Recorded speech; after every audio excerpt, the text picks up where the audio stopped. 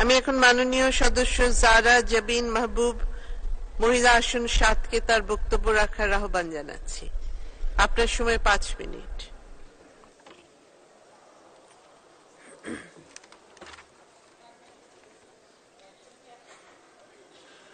বিসমিল্লাহির রহমানির রহিম। শুরু করেন। মাননীয় স্পিকার, আসসালামু আলাইকুম। আপনাকে চতুর্থবার স্পিকার হিসেবে মনোনীত হয় এবং নবগঠিত সরকারের মাননীয় প্রধানমন্ত্রী জননেত্রী শেখ হাসিনাকে পঞ্চমবারের মতো বাংলাদেশ সরকারের প্রধানমন্ত্রীর দায়িত্বভার গ্রহণ করায় আমার আন্তরিক শুভেচ্ছা ও অভিনন্দন।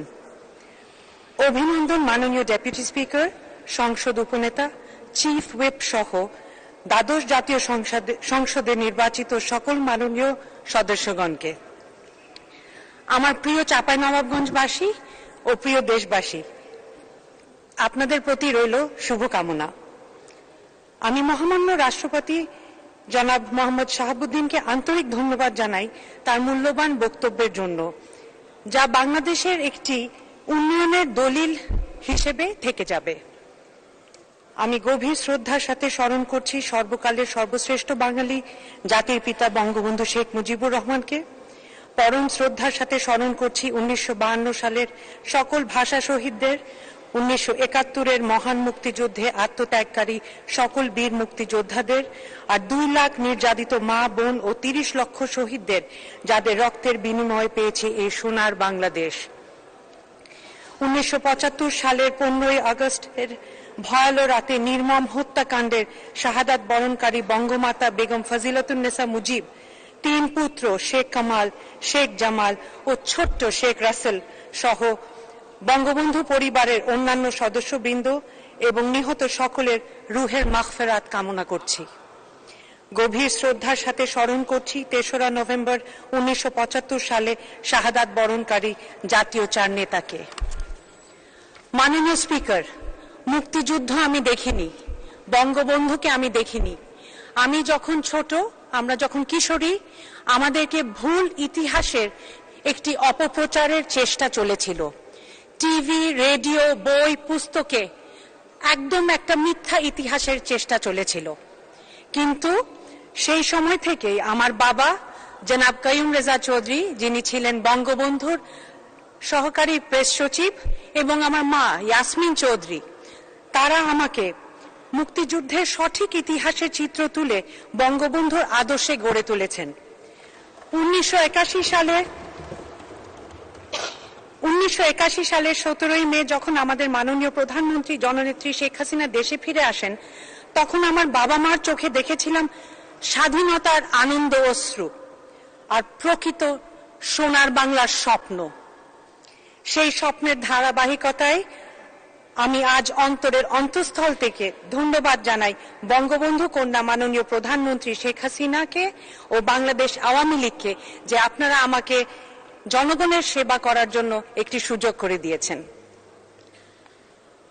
মাননীয় স্পিকার, মহামান্য রাষ্ট্রপতি তার বক্তব্যে বলেছেন, প্রধানমন্ত্রী শেখ হাসিনার কল্যাণে বাংলাদেশকে বিশ্ব চিনে এখন উন্নয়নের রোল মডেল হিসাবে। তারই দিক নির্দেশনায় আমি কাজ করতে বদ্ধপরিকর। মাননীয় স্পিকার, আমি আমের দেশের মেয়ে। বিদেশে গিয়ে যখন দেখেছিলাম আম, দৌড়ে গিয়ে উঠে সুখে দেখেছিলাম কোনো খুশবু নাই, কোনো স্নিগ্ধতা, কোনো কমনীয়তা নাই ওই আমে। তখন চিন্তা করেছিলাম যে আমাদের রাজশাহীর আম কেন বিদেশে পাওয়া যায় না। চাঁপাইনবাবগঞ্জের কৃষি খাতকে আধুনিকায়নের মাধ্যমে এই বাংলাদেশের আমকে রপ্তানি বা ক্ষুদ্র বা মাঝারি শিল্পের গণ্ডি পেরিয়ে বিশ্ব বাজারে সবচেয়ে কাম্য ফলের সারিতে নিয়ে যেতে চাই। আরো চাই এই রাজশাহী সিল্ক, এটাকে মেড ইন বাংলাদেশ হিসেবে বিশ্ব দরবারে আরো সুপ্রতিষ্ঠিত করতে। সেই সাথে চাই পুঠিয়া রাজবাড়ি, সোনা মসজিদ, মহানন্দা নদী, পাগলা নদী, পদ্মা নদী, দিগন্ত ছোঁয়া আবাদি জমিকে বিশ্ব পর্যটকদের সামনে দেখা হয় নাই চক্ষু মেলিয়া আকর্ষণের তালিকাতে অন্তর্ভুক্ত করতে। মাননীয় স্পিকার, কর্মোপযোগী শিক্ষা ব্যবস্থা এবং খেলাধুলার মান উন্নয়ন করে ছেলে মেয়েদের সুন্দর জীবন নিশ্চিত করতে হবে। তাদের সুস্থ মানসিক ও শারীরিক বিকাশ হবে আমাদের লক্ষ্য। আর তখনই তাদের মাঝ থেকে বেরিয়ে আসবে প্রতিটা ক্ষেত্রে এক একজন মাশরাফি বিন মুর্তজা আর সাকিব আল হাসান। তারা দূত। আমাদের দেশের শ্রম শক্তিকে কাজে লাগিয়ে সারা বিশ্বে উন্নয়নের কাজ চলছে। সর্বোচ্চ রেমিটেন্স এনে যাচ্ছেন তারা। আগামী রেমিটেন্স যোদ্ধাদেরকে উপযুক্ত শিক্ষা আর প্রশিক্ষণের মাধ্যমে আরো দক্ষ জনশক্তিতে রূপান্তরিত করে তাদেরকে নেতৃস্থানীয় পদে বিদেশে কাজ করার জন্য তৈরি করতে হবে। তাতে আরো বাড়বে তাদের মান, অর্থনৈতিক অবস্থা আর তার সাথে দেশের বৈদেশিক মুদ্রা উপার্জন। মাননীয় স্পিকার, নারী ক্ষমতায়নে এক উজ্জ্বল দৃষ্টান্ত প্রধানমন্ত্রী শেখ হাসিনা। তার পথ অনুসরণ করে আমার 27 বছরের কর্মজীবনের অভিজ্ঞতাকে কাজে লাগিয়ে বাংলাদেশের নারীদের কর্মসংস্থান আরো নিশ্চিত করতে হবে। আইসিটি প্রশিক্ষণের মাধ্যমে ফ্রিল্যান্সার হিসেবে কাজ করব, আরো সুযোগ সৃষ্টি করতে চাই।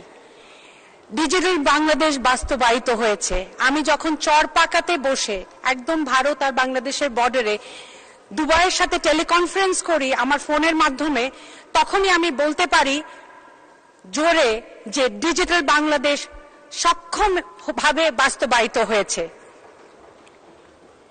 মাননীয় প্রধানমন্ত্রীর রূপকল্প 2041 ভিশন 2041 অনুযায়ী সবাইকে সাথে নিয়ে অসাম্প্রদায়িক, প্রগতিশীল, অন্তর্ভুক্তিমূলক, উন্নত, সমৃদ্ধ, স্মার্ট বাংলাদেশের জনপদ হিসেবে চাঁপাইনবাবগঞ্জকেও গড়ে তুলতে চাই।